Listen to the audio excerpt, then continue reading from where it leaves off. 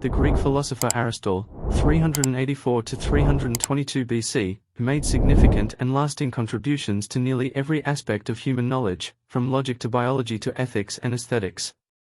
Though overshadowed in classical times by the work of his teacher Plato, from late antiquity through the Enlightenment, Aristotle's surviving writings were incredibly influential.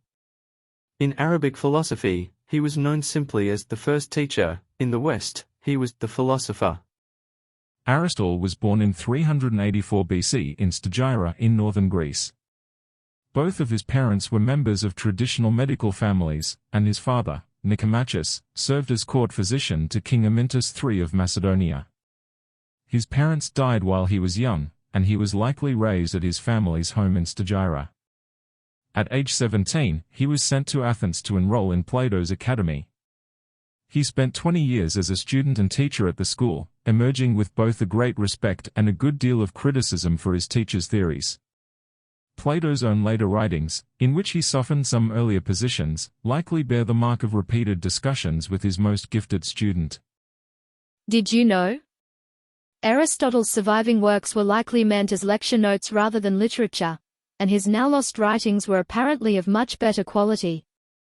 The Roman philosopher Cicero said that if Plato's prose was silver, Aristotle's was a flowing river of gold.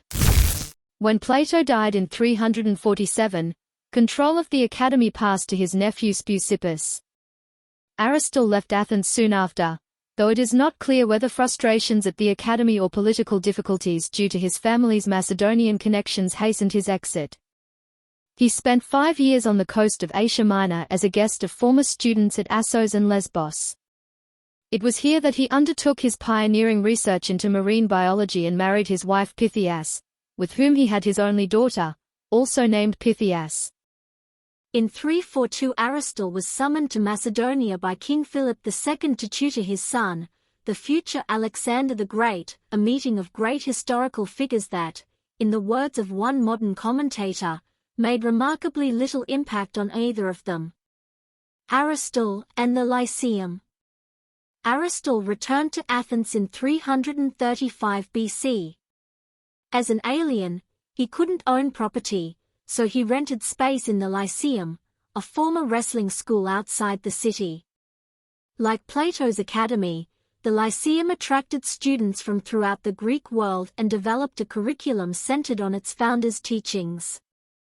In accordance with Aristotle's principle of surveying the writings of others as part of the philosophical process, the Lyceum assembled a collection of manuscripts that comprised one of the world's first great libraries. Aristotle's works. It was at the Lyceum that Aristotle probably composed most of his approximately 200 works, of which only 31 survive. In style, his known works are dense and almost jumbled, suggesting that they were lecture notes for internal use at his school. The surviving works of Aristotle are grouped into 4 categories. The Organon is a set of writings that provide a logical toolkit for use in any philosophical or scientific investigation. Next come Aristotle's theoretical works, most famously his treatises on animals, parts of animals, movement of animals, etc., cosmology, the physics, a basic inquiry about the nature of matter and change, and the metaphysics, a quasi-theological investigation of existence itself. Third are Aristotle's so-called practical works, notably the Nicomachean Ethics and Politics, both deep investigations into the nature of human flourishing on the individual, familial and societal levels. Finally, his Rhetoric and Poetics examine the finished products of human productivity, including what makes for a convincing argument and how a well-wrought tragedy can instill cathartic fear and pity. The Organon.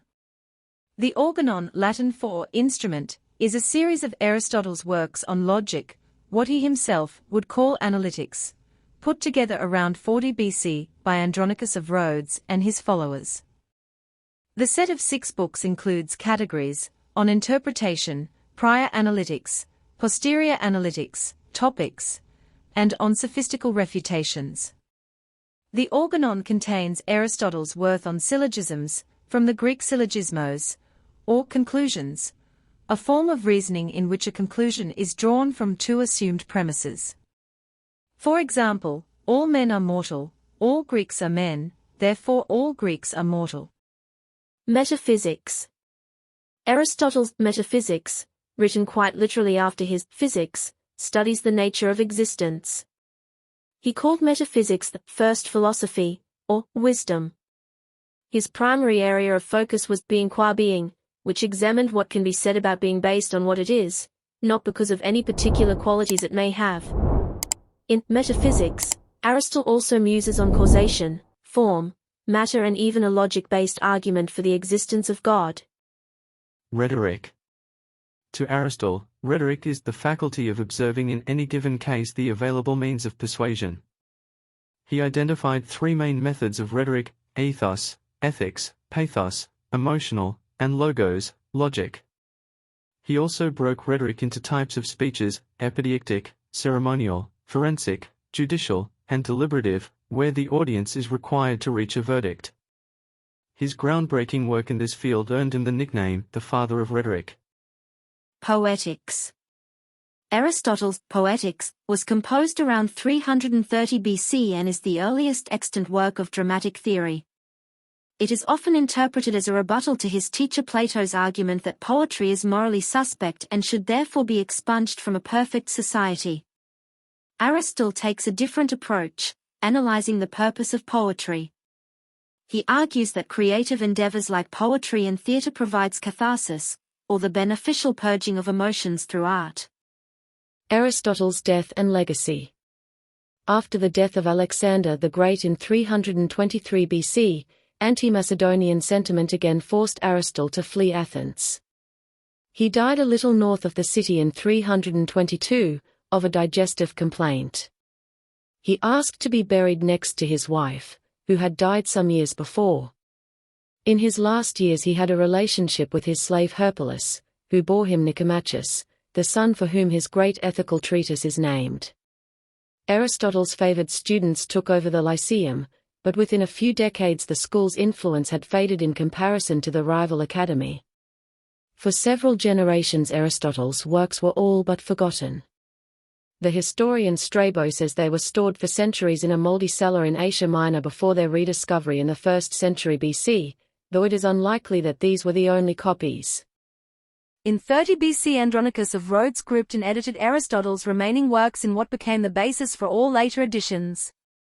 After the fall of Rome, Aristotle was still read in Byzantium and became well known in the Islamic world, where thinkers like Avicenna, 9701037, Averroes, 1126-1204, and the Jewish scholar Maimonides, 1134-1204, revitalized Aristotle's logical and scientific precepts. Aristotle in the Middle Ages and beyond. In the 13th century, Aristotle was reintroduced to the West through the work of Albertus Magnus and especially Thomas Aquinas, whose brilliant synthesis of Aristotelian and Christian thought provided a bedrock for late medieval Catholic philosophy, theology and science. Aristotle's universal influence waned somewhat during the Renaissance and Reformation, as religious and scientific reformers questioned the way the Catholic Church had subsumed his precepts. Scientists like Galileo and Copernicus disproved his geocentric model of the solar system, while anatomists such as William Harvey dismantled many of his biological theories. However, even today, Aristotle's work remains a significant starting point for any argument in the fields of logic, aesthetics, political theory and ethics.